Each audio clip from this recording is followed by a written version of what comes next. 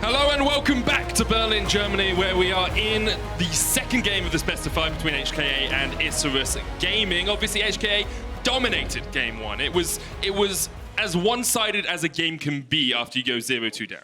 Yeah, that's one way to put it, for sure. I thought that the early game was actually pretty good from Isurus. They were able to get Oddie and Seiya those kills early and tried to swing the top side of the map. However, when you fall behind against a Twisted Fate, it is so hard to regain control of the game. And I was very critical of the inability of Isurus to be able to get vision in key areas that they needed to be able to.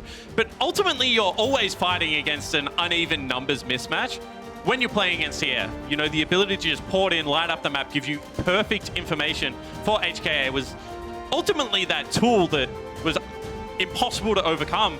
And that was how they were able to get themselves the early Baron. It was how they were able to push in and siege out those 2 early inhibitor turrets. And that just creates a gold lead that is insurmountable for Isurus. Definitely does, and I think you can see Isurus realizing some of that roam potential was what cost them. Getting rid of the Pike, who is a very good support roamer. They'll remove the Kiana as well. Means that Xayah's on the cast, Syndra taken away and alongside the Gragas by HKA. And there is the Xayah straight away for Isurus Gaming. But I do like this. I mean, when you are going to leave up Xayah, you may as well leave up Kaiser as well. They're the 2 big team fighting 80 carries. And you can see that HKA just acknowledging the, I guess, power of Syndra on the current patch. Coming into day 1 of Plains groups, I was certain this champion was going to be very hotly contested. The ability to be able to flex in the bottom lane, create kill lanes, and ultimately have push versus nearly everyone does just mean that Syndra, as far as mages go, is towards the top end. And there are so many good 80 bruisers to partner with it at the moment that it just fits into any composition. I feel like there is no downsides of this champion.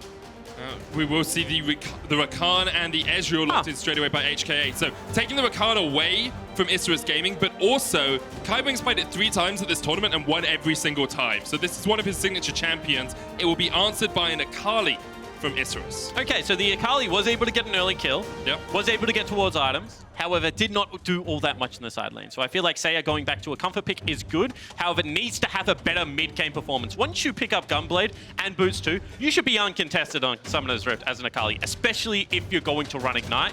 You have to look to kill your opponent. That's not what happened last game. So Seiya needs to step up. I think that mid-jungle 2v2 is definitely going to be a focus point for us across the course of this series, because Oddie and Seiya have been those players that really haven't stepped up for Isurus so far. HKA here hovering over the Gangplank. They will lock that in as their final lock of this first phase, and now we move on to the bans. Gangplank, of course, very strong in the top lane, 3Z, comfortable on it. Yeah, he's played it as his 3rd most played champion across the summer split of the LMS. He's one of those players that is quite unassuming in laning phase, but has his moments, has those big outplay potential.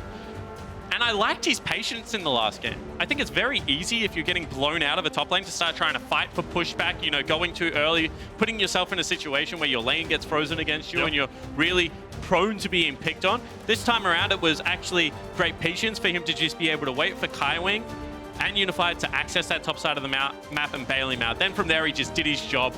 Got caught out once, I think, in the side lane, but apart from that, pretty flawless game.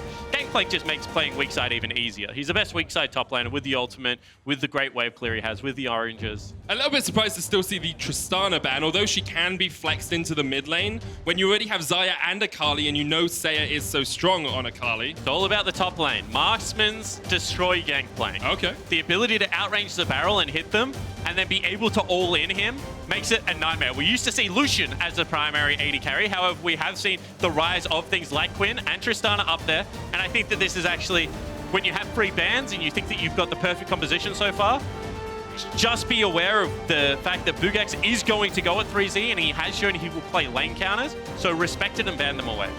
Makes sense, Spawn. That's why you're the analyst, and I'm just here shouting about the team fights. Lee Sin will once again go across towards Crash. He's 4-0 at Worlds Plains, so still not as much respect as perhaps you might expect from Isurus Gaming towards that pick. They'll lock in an early game jungler for themselves, though Oddie is going to be on Elise. And the saying stats don't lie is actually the biggest lie that a lot of people tell you, right? However, in this case, I feel like Crash is a very good Lee Sin player, and it should be respected. Eventually, you do expect to see it taken away.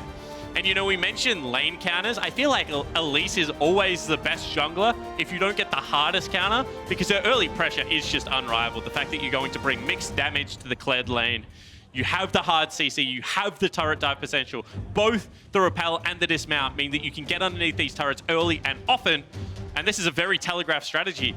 But with Lee Sin and TF, I feel like this strategy isn't necessarily the best, because once level 6 hits, it's going to be very hard to execute on a lot of these dives. It definitely is, but can Isurus play through the early game like they did in the group stage, get ahead before perhaps level 6 comes around, really snowball Buggax in that top lane, and shut down 3Z on the Gangplank? Well, mate, they did last time. It was up like 20 CS in the Gnar versus Jace matchup. However, he was unable to, once level 6 was hit, maintain that pressure, start hitting the turret, taking down the plays, being able to rotate around the map and help the rest of the lane. So I think like it doesn't matter. You can fall behind as 3Z. You know that you have the outscale here, especially into something like Kled. There is a little bit more hard force potential, a little bit more teamfight coming out of Isurus Gaming this time around. But I feel like if they, once again, don't really have great laning phases, this is going to become a difficult game to play.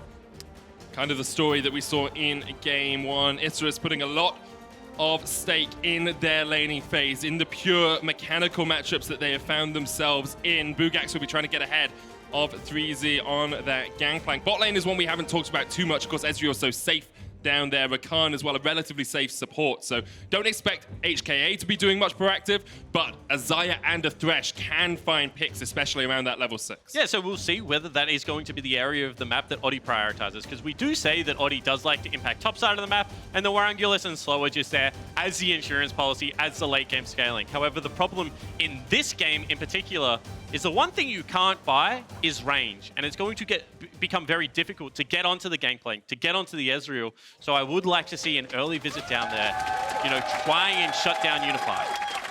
Game 2 of this best of 5. Winner goes through to groups. Loser, well, their year is over. 2019 coming to an unceremonious end. HKA group up as 5 here, maybe thinking that there could be an invade from Isurus. And I love this. Gangplank has a really good level 1. Twisted Fate has one of the best level 1s in the game. And Rakan's no slouch either, right? So being able to move in as 5, and as soon as you just pull a gold card, hold it over your head, everyone has to cede pressure against you. You can see that's exactly what happens here. Well, there's no one trading there, sides so of the map. They don't really cede too much pressure, because they gain some pressure on the other side. Sure. There's pressure trade. But I think the only reason that you would go for this invade as Isurus is because you know that they fight you at okay, level 1 they on beat the you at other level side 1, of the so you map. don't Yes, want to meet them. Exactly. That makes sense, Spawn. There are a couple of oracles being picked up here by Isurus. The wards from HKA will spot them out as they push forward, but they've actually grouped up as 5 once again. They wanted to take a fight if perhaps a couple of members from HKA had stayed around. I don't think they wanted a fight. I think they just wanted to be able to regain control of Oddie's red buff, because otherwise his early game is going to suck. You see he's picked up the Hunter's Machete. That means he's going to struggle to clear out things like Krogs, like Raptors. He's going to have a very quick clear on solo camps, however. And I think that's a pretty well navigated level 1 from Isurus, but also you have to acknowledge the fact that HKA do have perfect information that everything that just happened. They do. I think Isurus do also have some knowledge of where Crash is starting, because they have that ward on the red, so they will know Crash is at his blue, even though Kaiwing and Unified walk straight into the lane instead of giving him a leash. Okay, so I'd love to pay attention to exactly what Oddie is doing here. He's taking 2 of the small wolves, so he's able to get level 3 off the single camp. So you can see right now, actually he takes the whole camp. The big one. So it's going to be slightly slower. Normally what you do as an Elise, you take the 2 small wolves, you move into your blue buff, you move into the Gromp, and then you're going to be level 3 and you're going to be ready to gank top side of the map a little bit quicker than what he currently is. It's one of the healthiest clears also on Elise. This time around not going for it, actually took away the whole camp, and that means Crash's clear is just going to be faster. And the reason that's so important is if Oddie can get to that gank first, they can try and get Buggax rolling. The power of Elise and a Kled when you're ganking is so impactful, but here, he's actually just going for a full clear, not even going up towards topside. And one of my favorite games to play in League of Legends is who wins the 1v1, right? And the answer is always in jungle, whoever face checks. Okay. Because if you just get a full rotation of spells out, you're able to kite a little bit, then a second rotation of spells, the person that face checks just always dies. So being there first in the early game is so incredibly important. You can see that Oddie actually looking for this invade now. Hook's going to land onto Kaiwing. He will battle dance his way away. Crash coming in with the Sonic Wave. Oddie trying to get some damage down onto Crash, but that Lee Sin is very, very healthy. Oddie's not going to get any extra damage out of it. Smite comes down. Oddie will steal away a single Razor Beak, but it's the big one, and that's the important one. However, has also secured topside because now Crash cannot walk into that top river. Means that the Rift Scuttler on top should be going down. No camp. Oh, hook's on. Yeah, slow, landing another great hook. Ignite's already popped here. Kaiwing's going to be able to battle dance out a couple of times and does manage to get back underneath his towers, taking about half his HP for it. Burnt the heal as well. Warangelus will spot Crash on the Scuttler, which now means Oddie can look up towards that top. I think he's clearing out a ward right now with his oracles, and the question mark pings come down from 3Z. However, you can see no priority over the mid lane, and there are no camps up there either. So if this dive does not work, it is ultimately Oddie that's going to miss out on 2 jungle camps worth of golden experience. The wave's coming in right now. They're going for it. 3Z underneath this tower. Bear trap on a rope was a mile wide. Even with the cocoon connecting, they do get the teleport out of mission. That's something, but that bear trap on a rope was nowhere near. And I feel like Seiya in the bottom lane should be defending Oddie's camps right now. He's getting counter jungled for both of the big camps, and no one has moved at all out of their lanes. That lane is actually pushing back in. They would have lost nothing if they cheated into the Fog of War. Jungling is a team game, always medic. And you can see right now that he's not getting the most help. Yeah, Oddie is fortunate that Crash decided not to go for the Krugs, maybe respecting how quickly Oddie could get back onto the map. Pretty sure both of those Krugs are remaining, but only one Razorbeak, just a little baby chicken for him to pluck later on. And HKA have a small gold lead early in this game. A lot of that's the CS in this bottom lane. You can see just a slight lead for Unified. And of course, he's running Kleptomancy, as is Mission in the mid. So they're going to have small leads across the board. Isurus will be looking for that first fight, looking for that first kill to really try and get this earlier game composition online. Yeah, and potentially a gank in the bottom lane as well. We already saw the aggression earlier. So Kaiwing still has flash and can jump away. Unified actually burnt his flash there. Had to. That was the prediction coming in. Knew that the Ezreal was going to E back towards the lane. Very good knowledge there from Slow to be able to throw out the skill shot. And whilst that doesn't look like much, that is a successful gank and should help with the lane pushing. Buggax trading here onto 3Z in the top lane, jousting away from the barrels. Buggax has him on a rope, he's going to pull him back. One pocket pistol would be enough. 3Z flashing preemptively there, didn't want to get caught out by the shotgun from the Kled. Okay, so I thought that he was just going to early flash there and try and guarantee one last auto on the rip back. That's generally what you see Kled players do. However, Buggax very aware of the fact that a TF ultimate is going to become back up and available. So I like the fact that he didn't actually go for that play, instead holds onto the summoner. If Oddie ever comes up, should be able to ultimately secure himself a kill, as another hook is going to land. Slow's really got his eye in this game, I feel. Yes, Thresh play has been phenomenal. There is an Infernal Dragon to fight around as well, so Isurus Gaming do not want to cede control of this bot side jungle. Last time it was just Clouds they were losing, and Infernal early on can be the difference maker in games like this.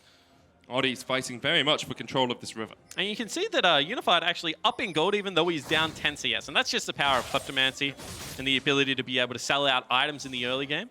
Tabby is picked up for 3Z. Being safe, Oddie here, the teleport coming in, Seiya in the mid lane, trying to fight onto Mission. The Destiny is gonna come out, and that means Mission will get underneath the tower. Oh! Seiya chases him down. We asked him to step up, and that's exactly what Seiya has done. What a beautiful play there from Seiya, you know, once again taking the Ignite, saying, I will kill this lane. Is able to follow into the Destiny with that E. That is just great play coming through from the veteran from Latin America.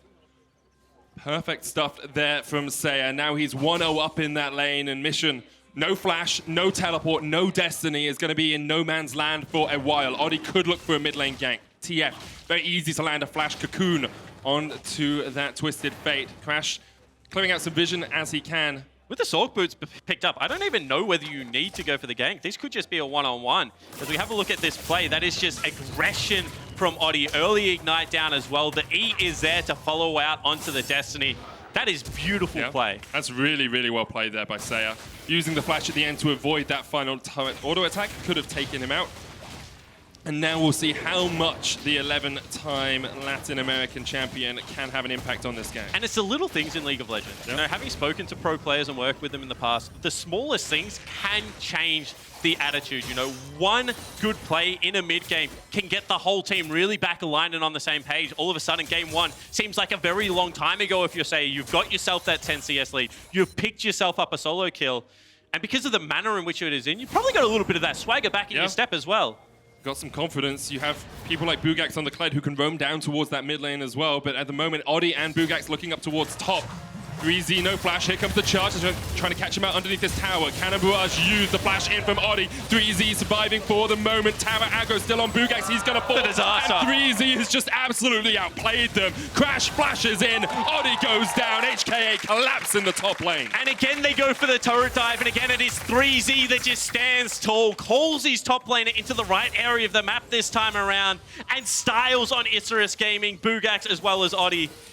That was one of those plays that could have broken the game wide open. You're looking at plays, you're looking at a top laner that no longer had Cannon Barrage, no longer had TP, but because it went so bad, that has just changed the course of this early game. You can see HKA now have 1,000 gold lead, predominantly off that play. And once again, it's Crash on his Lee Sin that is making these counter ganks work, that is finding these kills. He has just been absolutely monumental on this pick. And again, up until that point, the early game was going so well. Top lane was getting bullied. Seiya picks himself up a solo kill. Oddie looked like he was in the right places at the right time. But now it is still a 1,300 gold lead for HKA at only 9 minutes.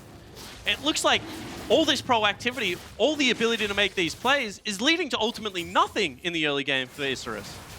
They are going to be able to get this Infernal Dragon. Crash was on the top side of the map, so Oddie knows he's relatively safe in getting it. Still only level 5 on that Elise, though. Level advantages in the top lane and in the bottom lane for HKA. So this time around, we're in a similar situation where both teams probably want to play 1-3-1. However, with the Rakan, so we actually take another look at this replay. So this is 3Z. Dancing around his turret, making sure that he is kiting out as best as he possibly can. Creates great distance, actually, with the minions there. Minion block is one of those things that you can really exploit in League of Legends. So fantastic job. And once again, just calling Crash into the right area of the map. You know about 30 seconds beforehand when they're stacking waves into you if you're about to be dove. And I think that that play was very easily read, very easily telegraphed. Maybe it should have still worked, but certainly did in this case. Yeah, all it took was a bit of a mechanical outplay from 3Z to survive. You can see Crash's record here at Worlds 2019, 4-0 around his team. A substantial amount. That's the jungle proximity, 40% of the time between 3 and 15 minutes. He is by a teammate and gets a small gold lead for himself as well. Yeah, and I think this is a way to play Elise, and especially when you have a support like Kaiwing, you probably want to be linking up as much as possible. If anyone brings CC to Elise in to guarantee, you know, early damage, he's got the execute in his kit, he's got a lot of that burst. So I think that playing around your laners, playing around your supporters Lee Sin is very important, and Crash and Kaiwing seem to enjoy being on each other's screen. Oddie actually going to start up the Rift Herald here. Didn't realize there's a ward in the back of the pit. The Oracle's not going to catch him out, and Oddie in no man's land once again has to jump away with the repel, but he didn't clear out the back of that pit effectively. However, they now have more numbers up here, as it was the early rotation from Wara to come up towards the Rift Herald. I like this play. They need to get the early game back in their control. I was starting to hint at the fact that this time around, not only have you got a TF ultimate, but you have Kaiwing to attack the 3. They need to have an early game lead. HK know they're taking this fight with Seiya and Slow from the side. There's the play, pulls 3Z back. They're looking for the damage on him. Seiya, decided there. Didn't want any piece of that action. Jumps in, jumps out. And I think that's a little bit of a callback to Crash. Crash at the end of the last game was just diving in on Lee Sin, leaping back out with that safeguard. Seiya goes, you know what, mate? I can do it as well. This time it's going to be our Rift Herald. And this is what I'm saying, one play, and all of a sudden the spring in Seiya's step certainly appears to still be there. He's definitely got his swagger on, as you said earlier on. The Rift Herald sitting on Oddie. Isurus will be wanting to use to get some of those plates. We're still only 12 minutes into the game, but HKA do have the gold lead. You've got teleports on Unified and 3Z if fights start off towards the other sides of the map, so HKA can be there very quickly. And now you have 2 minutes as Oddie to pick your next play. You want to be able to get something rolling with that Rift Herald. Pick a lane, get the early vision down, look for your kill, and then be able to translate it into some turret plays. We've already mentioned they've got the rage advantage, they've got the global advantage. I think ultimately they also have the scaling advantages. So this is going to have to be a very powerful and decisive mid game from Isurus if they want to equalize this at 1-1. And something Isurus were always so good at doing in the Liga Latin America was accelerating their gold lead. At the 20-minute mark, they'd be at like 4,000 gold, and then they'd snowball that to 7 at the 25-minute mark. They were very good at taking an advantage and then taking the game out of the enemy's control. We haven't seen that Isurus so much at Worlds. Usually they stall a little bit in the mid game, so we want to see the domestic Isurus here. Maybe a play down towards the bottom lane will make that happen. 3Z doesn't have the flash, has the cannon barrage, but with the Rift Herald coming in, they're looking for Crash instead. Seiya has found the flank. Here comes the charge underneath the tower. They're going on the chase, but Crash able to get off towards the back of it. Now the Rift Herald charges in, takes down 2 plates. 3Z underneath his towers. Isurus trying to make that play, but once again, it has failed. HKA able to react, and Isurus get out of there with nothing. However, this time around, they do get the teleport out of Unified. That should mean that in the top lane, Warangelus can push. They did get 2 turret plates, and they lose nothing in response. I think that is a better navigation of the turret type. Still incredibly well played from HKA. Flame misses, hook misses. I think you call that the yellow star over here. Well, I've seen myself do it enough that I call it a medic. Okay, makes sense. I'm not a great Thresh player. I'm terrible at support, mate. Don't worry about it. However, 3Z also uses that teleport to get into the top lane, so not all that many plates falling down. However, Global is now going to be in the favor of Isurus Gaming. They still have Buggax TP. Dragon is about to come up and available. And they have closed that gold gap as well. Yeah. A couple of minutes ago, we were saying it's 1,300. Now it's down to about 300-400, getting up to 5 sometimes. But now with a Hextech Gunblade complete on Seiya, with an Essence Reaver complete on Warangelus, maybe they can look for one of these fights with their strong players. Slow will meet Kaiwing. Oddie was on his way across, but... And thank goodness. I was like, Seiya, where are you going, buddy? You got your 2 items. Why are you going back towards that mid lane? Side lane. Get in the side lane. Make sure that you're looking for that 1v1 outplay. You've got all your summoner spells back up and available. There's only Merc treads into that TF. I think the thing for Seiya is, though, because he is running the Ignite, doesn't have the teleport, if a fight starts somewhere else, it's a lot harder for him to get there. No, it's not. You just have to land the perfectly timed E and then be disciplined enough to not take it early in the fight. That's how you do it. Sure can flip in. Here comes the quickness from Kaiwing. The Destiny following them up. Mission hasn't got an E on him. No chase going in, but Mission's low already, having to flash away. Here comes Seiya, looking for the engage. Perfect execution over 4. Could be there. He takes Crash. He jumps forward. That's 2. Seiya stepping up for Isurus Gaming. And the chosen one of Latin America, Seiya, able to pick up the kills there. We said that this game was going to be on him. Generates the early game gold lead, gets the mid-game skirmish, and now they have the gold lead at 15 minutes into the game. What a play. That was the play they were waiting for. 5 kills to 2. They're going to break this mid lane tower. They'll get a Mountain Drake alongside their Infernal. They take turret in the bot lane. Isurus Gaming have upped the tempo. They've upped the pace. They have put their foot on the accelerator, and now it's on HKA to react. And we thought it was going to be Buggax and Oddie dictating the pace of this game. They pick for it in Champion Select, but they fall back to the legendary mid laner. Really nice start to this play, because once again, you have a numbers mismatch. However, it is the small micro decisions that are here for Isurus Gaming. And then as soon as you're in this situation, as an Akali, you are so happy. Everything has been used. There are no summoner spells left up and available. And you can just see the raw damage of 1 item completed is enough to clean up the back of the team fight. Gets the triple kill, already has an Oblivion Orb. Hope he doesn't get that up into the Morellos. Doesn't really need it this game, but the extra penetration you get from just that part of the item can do a huge amount of work. The only time you need it is if you think he's going to be playing into 3Z, because oranges are very annoying for Seiya to deal with, and Ignite obviously has a cooldown. You don't want to be dealing with that. So I can understand why he would go Morellonomicon this game if he feels like he must continue to kill people in the side lane and snowball. However, I agree with you. I would just love him to go towards something like a Deathcap, maybe Azonia's Hourglass if he feels like he needs to team fight a little bit more. Certainly better build paths available right now for Seiya. And we'll see who HKA decide to deal with him, because at the moment, 3Z has Ninja Tabis and a Trinity Force. There's no magic resist there. Mid lane, Mission has the Merc Tread, so maybe you want to put him in the side lane, but he's been struggling to deal with Seiya as well. All of Isurus Gaming here up towards the top side, apart from Buggax, who's isolated down towards bot. But another tower falls. That's all of the outer turrets down as Isurus continue to put themselves in the driver's seat. Buggax here needs to get away, but can just joust. Kaiwing pops the quickness as well. Very preemptive there from the Rakan. And I love what Buggax was doing there. He knows that he's weak side right now and he has no vision, so he has to use his body as a ward. It is very hard. 3Z trying to deal with Seiya, but he is unstoppable. Oddie takes a lot of tower shots. Would have fallen, I think, if that final one had hit. But now, Seiya 5-0-1. This has become the Seiya show. And you said, who are they going to send to deal with him? Well, I think the answer should be not the Gangplank, because that wasn't even close right there. You can see this is going to be another turret falling down, and there is no response on the other side of Summoner's Rift. You can see that they're using the control they have in top lane jungle to be able to pinch that creep wave, ensure there's no push mid. And we already talked about how well Buggax avoided being dove in that bottom lane by scouting out the rotation early. Isurus look like a transformed team. They really do, and you can see this is that gold acceleration I was talking about. In the Liga Latin America, at 20 minutes, they'd be 4,000 to 5,000 gold ahead, and they would keep that scaling up to the 25-minute mark. Here at Worlds, they've really struggled to keep that gold on the up and up. Yeah, they certainly have. However, this game seems to be a little bit more like home soil. You know, getting more comfortable there. Mid laner performing much better than we've seen at Worlds in its entirety so far. And everyone else still doing their job. Warangelus still on track to be that late game scaling AD carry. We've talked about the lethal tempo plus double crit item build before for Xayah. It means that her power curve is very smooth on the current patch. And I just feel like, you know, 4,000 gold in the league, it's not going to be the same pressure style game that we've seen out of HKA. Now they need to do the things we're talking about. You know, maybe shadow the Gangplank in, look to pick on Buggax, trade an objective for topside control.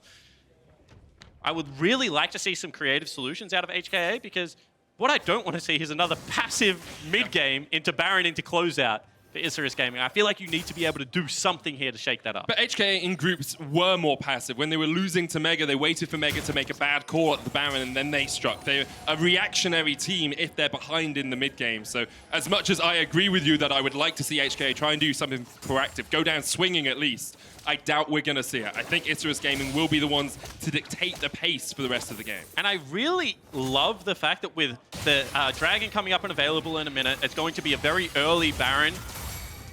Buggax might be caught out.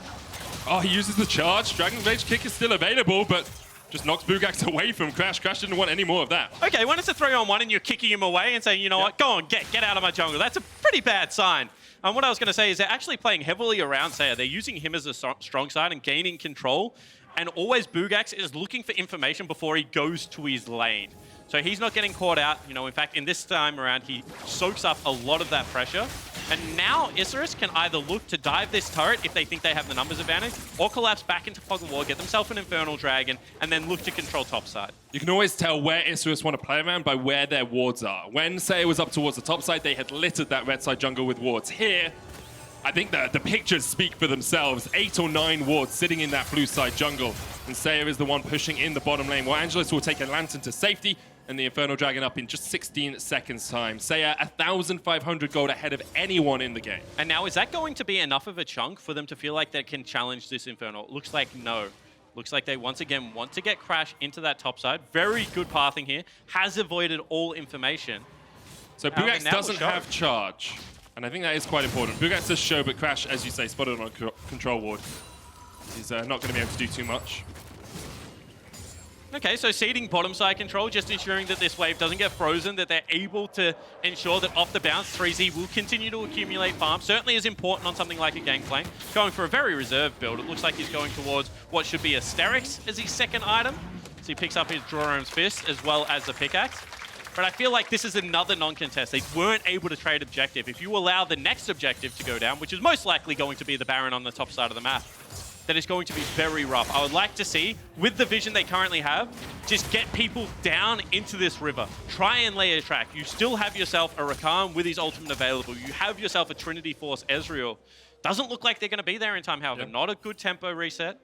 And it should be Isurus Gaming that are first onto the map. Isurus have a 4,000 gold lead at the 21-minute mark. Double needlessly large rod on the side of Seiya. He's very powerful now. I think he's sitting about 500 gold away, about 800 gold away from finishing his Rabadons. So that is a incredibly powerful Akali, especially when you look at Mission has the Wit's End. You've got Trinity Force on him as well. Doesn't have that Hex Drink that we talked about last game to save against the burst that Akali's going to put out. And when you talk about fundamental League of Legends, this is what we mean. Look at how Isurus Gaming waited for numbers to show. They saw TF topside, they see 3 people mid lane, they know they can go in and sweep out that control. Once again, Seiya is looking for numbers before he goes to a wave, and he might have caught out Mission here. Mission flashes away. Seiya didn't hit the Shuriken Flipper. He's going to chase forward with the Hextech Gunblade, forces Mission away. And now they just have complete topside control of the jungle. As simple as that, they're not going to be able to be pushed off this. You can see that Gangplank, bottom side of the map, still hasn't got 2 completed items. He doesn't want to fight. And if they just hold vision line here, eventually they know, because there is no control ward in the pit, all other wards will expire, and then they can go back and collapse onto Baron. As long as they continue to hold priority over these waves, and it has to be a face check from HKA to regain control. And this is the thing, people don't always respect the slow waiting game when you push into the enemy jungle, because it's not just about clearing out vision in the enemy jungle, it's also knowing all of the wards that were in the river have now died. Maybe we didn't sweep one, maybe we missed one. We might as well just wait for them to die out. We've kept HKA penned back so they've never been able to reach the river, and then we can make sure we go towards that Baron. And that's exactly what Isurus Gaming are doing here. And you can see how low Crash is. You know, every time they go forward, even though the skill shots are currently whipping, they're just chipping away at health bars, ensuring that more and more damage is coming across. They're taking away jungle camps. You know, you're losing out creeps right now on the mid lane wave as well. This really is very nice macro play from Isurus Gaming. And because they have push in bottom lane as well, if they do want to bring Gangplank to the play, as they have done, this bottom lane turret now becomes pressured, and you don't have to force a play. And part of the reason that you bring Gangplank across there is, you said it, Crash was so low, he had to reset. So HKA didn't want to have a 2-man disadvantage around that Baron if it started. Destiny used here. Just to check Baron. Yep. That's what that Destiny is used for. Wants to be able to know if they are on the big purple worm, because once again, all of those wards, including the one on top of the Baron pit, have now expired. They've held control of the area for long enough. They should now be looking for this pick. This is the time right now when you go. They're going in, looking for Crash, who jumps across the wall. Kaiwing still there, acting as a bodyguard for his jungler. Unified clearing out mid, Mission still up towards the top lane. Has managed to sneak a control ward into the river bush, which I don't think Seiya is going to check. So there is a flank ward potential for HKA. But who's going to flank? None of these champions want to flank. Every single one of them want to be there before the fight has started. Arguably TF, right? However, Oddie goes in. Gets the lantern out, but here comes Kaiwing with the flank, and there's the cannon barrage, and maybe they've overstayed. Kaiwing's going to fall. Oddie's jumped up with the repel, slow, getting chased down. It's a double for Crash. Here goes Seiya, though, looking for the kills. Trying to jump onto the back line, gets knocked back. Jumps away with the perfect execution. Unified still on the chase. Warangelus there, the front man. Has the Feather Storm. HKA won't chase any further. 3Z coming in, clearing out some vision. HKA take a 2-for-1 fight in their own jungle. And you should take that. You know, you're able to regain control of the Baron pit. That 5-minute process that we just saw now starts from scratch again. They shorten the gold lead, and that was a really well-executed play, because you could see that was greed coming out from Oddie. Don't really know why, as one person, he's looking to contest the red buff. I feel like this should either be a call for an all-out team fight or just bailing out. You can see, because Seiya isn't here, the strongest member, you probably should not be looking for this play. HKA, they know that they have a window to be able to go for this fight, and they execute on it really well. Crash once again with the hero play, picking up the double kill, and I feel like at this stage, you can't get onto the back line. You know that you get outranged. It is very hard to deal with Unified with the TF there to peel, and you just have to back off. You can see the damage that 3Z put down in that fight. The cannon barrage was zoning. There was no real way around it. Now, well, 3Z's not in the best of shapes. Seiya will help Oddie get that kill. Destiny comes out. They're looking for Warangelus in the mid lane. He still has the Feather Storm and the Flash. Crash going in, the Destiny coming out. But Warangelus takes down one. He does fall in response. And the reason that's so important is because you feel like if that was Crash still alive, it could be a Baron call. The jungler would still be up, and the AD carry, all that consistent damage is gone. However, the ability to trade 1-for-1, sure, you did have to use your Flash, but it means that you don't lose anything else on the map.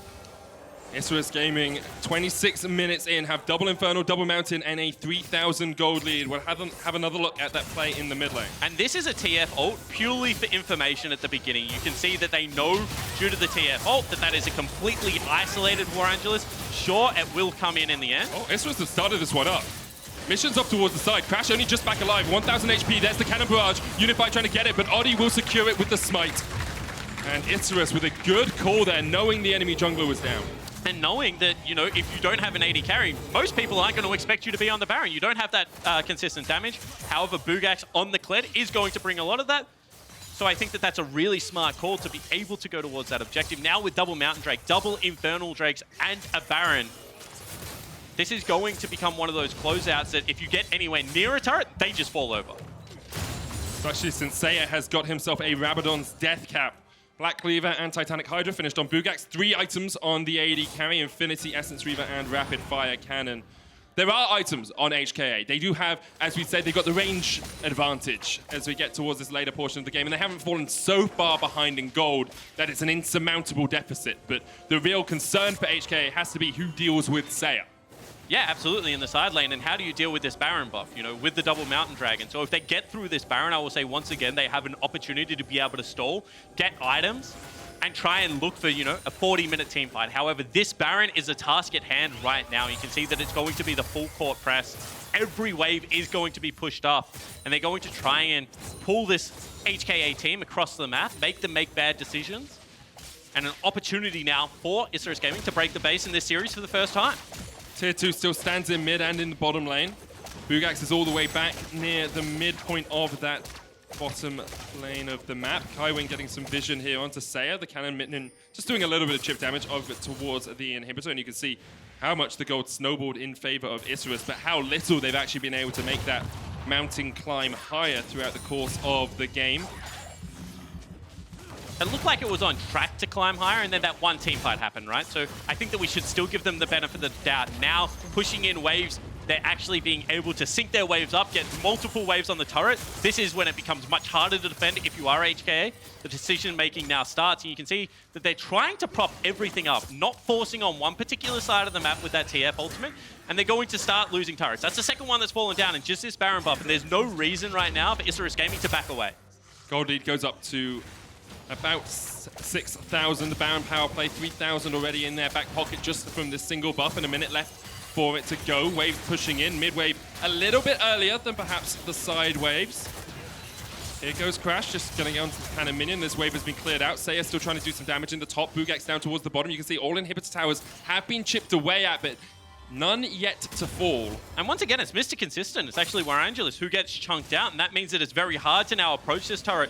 They should be defending mid right now, however. Turret will still fall down just thanks to that cannon creep. Yeah, Seiya able to stay in range, keep the Baron buff on towards the minions, and that is the first inhibitor turret of this push broken. Now Warangelus in the mid lane has healed up, looking for an inhibitor tower here as well. Bot lane is very low, but now Baron buff about to fall off in 20 seconds time, and it looks like Isurus Gaming are satisfied with their results for now. Okay, so only breaking the base in one area, and I feel like that is a good injection of gold for Isurus. They are about to get a third Infernal, and they probably want to be up on map with a fresh shop to be able to fight for that. So I do respect the tempo reset and being able to get on map early for the objective. However, HKA, they do weather the storm. They do still have very good scaling on their composition. So I think this is an opportunity for potentially HKA. You're probably going to have to let another Infernal go, but on that 3.5 item mark, try and contest around the next Baron. And one of the key carries for Isurus throughout the course of the split and throughout the course of this game has been Seiya. Played in 12 splits, has made it to 11 finals, won every single time. Been to MSI 3 times, World 2 times. This is his third, I believe. Absolutely, and we know that, it's now Warangelus who is the primary carry of this team, that Buggax has been having a terrific run, but with the caliber of mid lanes you're coming up against, Seiya needs to be able to elevate his performance from domestic split to something like what he's showing in this game. He's been very good in the past in international events of being able to step up when his team needs him the most. And, 5-0 and 2 on this Akali pickup. Now with the 3 completed items, the core of the build, next to no magic resistance, really going to be available right now, apart from a Hex Drinker, maybe a Wit's End, but that's not really going to do all that much. So certainly in prime position to carry the game. 5 dragons strong now on Isurus. They also have the Elder Dragon win condition, with 5 minutes left for that if the game continues to get delayed. And I feel like even though that is there, they don't want that to be the win condition. Yeah, you shouldn't play through that. In a similar situation where I said HKA are going to look to close this one out in a very decisive manner in game 1, Isurus now will be judged on their ability to close this game out. Sure, it would feel very good getting the early lead that they were able to, getting the highlight play in the bottom river, but you also want to show that you're on a similar level, that when you do have these gold leads, that you don't allow windows to come back in. I feel like if this game goes for another 5 minutes, then HKA has had at least one shot at winning the game through, either a good team fight or a Baron secure. We are getting towards the portion where AD carries matter most. Sonic Wave doesn't connect. Warangelus coming in from the side. The hook's going to connect. Crash goes golden for the second, but Warangelus keeps putting feathers down. Kaiwing jumping onto the back line, looking for the charm. Warangelus pops into the Featherstorm. Here comes the charge from the top side of the fight. Crash already down. Isurus now looking for more. Mission flashing forward, but he will fall. It's the double for Warangelus. 3 Z falls as well. Buggax the one to take the kill, and Seiya looking for some just desserts. He flashes forward, goes golden. Here comes Buggax. Kaiwing will fall. Seiya escapes, and Unified is trying to fight up against a very tanky Kled. He'll lose that. Clean ace for Isurus, and they are looking to close this one out. And we said we wanted to judge them on the ability to close out cleanly. Well, they do that. They don't wait for the objectives. They take the fight, and they will take game 2. After a demolition in game 1, Isurus will not go down without a fight, and they equalize the series. And in the wise words of Max Atlas Anderson, that was 5 kills and 1 turret away from being a perfect game there, Medic. A much better performance this time around from Isurus Gaming. And a lot of it was on the back end of, you know, that veteran presence in the mid lane. A much better performance from Seiya. Did not die that game either. And I feel like he would have a huge grin and a lot of belief now that this Isurus Gaming team can get it done. That's the thing, it's about the belief. Warangelus was one of the key carries for them in groups. He played well again this game, 5-1-2 on the Xayah. But when everyone starts stepping up, when everyone starts performing well, that's when your team really comes alive. And there was still some botch plays, right? You know, that turret dive didn't go to plan. A couple of situations where Isurus Gaming did fumble on the micro level. But I feel like their idea of how to gain control in this game and how to be able to hold it and choke out resources showed that this is a team that can do damage on the international stage. It's never really about the individual skill. It's about how you apply it as a team. And I think that this was the first sign that Isurus are starting to ramp up. Well, we'll see if Isurus can keep the tempo up in the next games of the series. For now, we're going to hand it over to the State Farm analyst desk, who's standing by to break that one down. Thank you very much, Medic, and good job talking while the producers were trolling you. Let's turn our attention to game 2. Isurus Gaming come out the gates a little bit slow, actually. I was a little nervous as it started. Let's jump into picks and bans. Big pivot, Isurus pick blue side. They lock in the Xayah first pick, and they give away the Rakan. And this is the top of show. We were talking about how important Rakan could be for Hong Kong Attitude. So what do you think about the rest of the drafts? So, I mean, I think this draft was really good. They at least played to their strengths. You know, they played a good early game. I would have liked that the Elise proposed a bit more, played a bit more through the Akali lane, and then looked to do the dives on top lane. But I'm pretty happy with how they drafted, and I felt like they were more prepared for blue side than red side. Yeah, I would agree. I think blue side is, as the best of fives are trending, becoming like more and more favored. I don't know the stat immediately off the top of my head, but we could look it up, like absolutely winning more games. And HKA coming into this one are a team that have really solidified their identity, and this game was an extreme of that. You take away, like, first pick Xayah for Isurus, and then it's matched by like a Rakan Ezreal. Like, you're obviously going late game, just blind Ezreal, GP. They round that out with a TF. We've been saying 1-3-1 like the entire series, and that is really going to be the name of the game here. But I like that Isurus locked in multiple engaged tools. Like you were mentioning in game number 1, it's just a Skarner. Yes, that's reliable, but it's 1,300 gold away from just being a dead R button and not even useful, right? And they have the Kled. Thresh is there, albeit unreliable, but if you are landing hooks like he was, then it can be super good. It's felt like both of these games has been somewhat mirror imaged of one another, whereby a team builds up a lead, they make some big fight around Baron, and they win the game. Yes. We kind of expected that, Tilf. You've actually said that to me multiple times, off air as well. But it's happening a lot earlier than we're expecting. Are you surprised at the pace of the game so far? I don't know if I'm surprised. I think that what's happening is these two teams love the team fight. They love the skirmish. And what ends up happening is usually there's a 0 to 100, but there's no stop sign, you know? So when these two teams are fighting, they're usually deciding the games really early. These teams are forcing the Nash at 22 minutes. And there's a fight going on, and instead of that fight being maybe one person or just giving up the Nash and cross-mapping, they're both times have looked to fight on the Nash, and usually that Nash turns into something big, you know? Yeah. This game, it wasn't necessarily a fight, but they got a really early Nash, and then they turned that into a fight. I mean, this game, it felt like it was determined once Seiya started to pop off. Yeah. We've got a couple of replays of Seiya on the Akali, and it started with a solo kill in the mid lane and went to a couple more, multi-man kills later. But Egypt, talk me through his impact in this game. Yeah, absolutely monstrous, right? Like a couple of these plays, the one you're seeing right now, he's sitting in a perfect scenario. He has flash available, lands the E on the furthest away target, so he gets a triple off the back end. And yeah, in terms of this Akali, this is now 2 games in a row, has been into the TF matchup. Obviously, like, I'm not super on top of that one. I'm not super proud proud is not the word I'm looking for. Like informed, aware. No, I don't like it. I don't like it. Dislike it. Is the yes, God, it's such a difficult word that I was looking for. But this game was much better than game number 1, right? In terms of having an impact, getting a couple of kills, and being able to snowball that to a game victory is exactly what Isurus needed. Because as the casters were mentioning, we were talking behind the scenes, like if this did go super late, it would have been very hard for them to be able to force things. It absolutely would have. I want to just move us on to the next replay, which T-Wolf, I'd like you to talk me through. Despite the fact Isurus had a very big lead, and something that's been a trend over both games, it's not always the optimal way of making moves around objectives. Yeah. So, I mean, here, I think what's happening is they haven't been able to break up the base, as fast as they wanted with the lead Seiya has. This, to me, just seems like the 3 players that should be respecting, should be in mid, waiting for Seiya to push out the side, get confidence, get cocky, fight red side, fight on the red buff without the strongest player on their team, and proceed to throw. I think it's really important that they identify who their strong member is, play around them better the next game, and allow him to be the person to carry the game. I don't think they should ever look for those fights, and especially not with the person that's not there. Yeah, not there. And I mean, you can also see it in the damage delta champs right here. They didn't top the charts. It was HKA that are doing more damage in these games, but it's kind of interesting already. And we haven't had a disaster.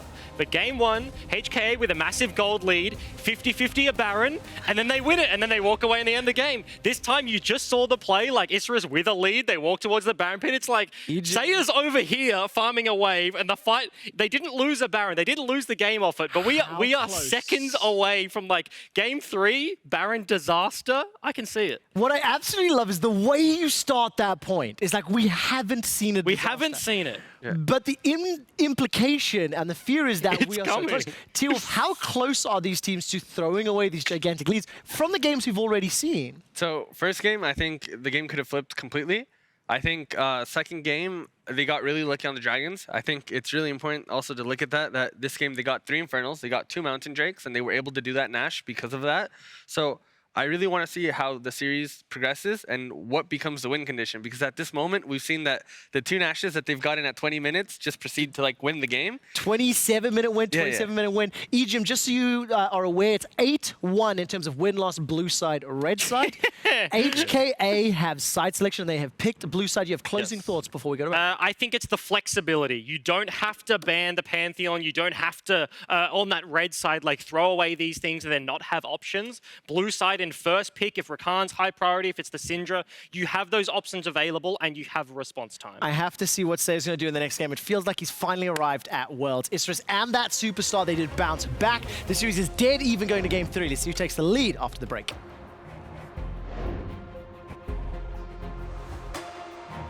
Oddie here, the teleport coming in, Seiya in the mid lane trying to fight onto Mission. The Destiny is gonna come out, and that means Mission will get underneath the tower. Seiya! The Cannon Barrage used the flash in from Oddie. 3Z surviving for the moment. Tower aggro still on Buggax, he's gonna fall. And 3Z has just absolutely outplayed them. Crash flashes in, but Mission's low already, having to flash away. Here comes Seiya, looking for the engage. Perfect execution over 4, could be there. He takes Crash, he jumps forward, that's 2. Seiya stepping up. Gets the Lantern out, but here comes Kaiwing with the flank, and there's the Cannon Barrage, and maybe they've overstayed. Kaiwing's gonna fall.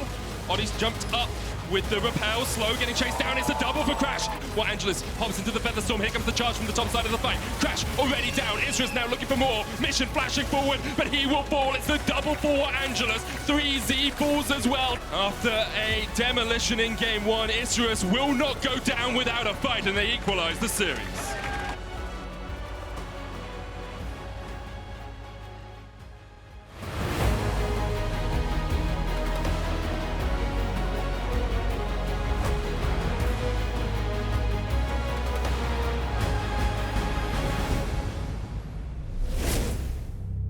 我的左手是天生的，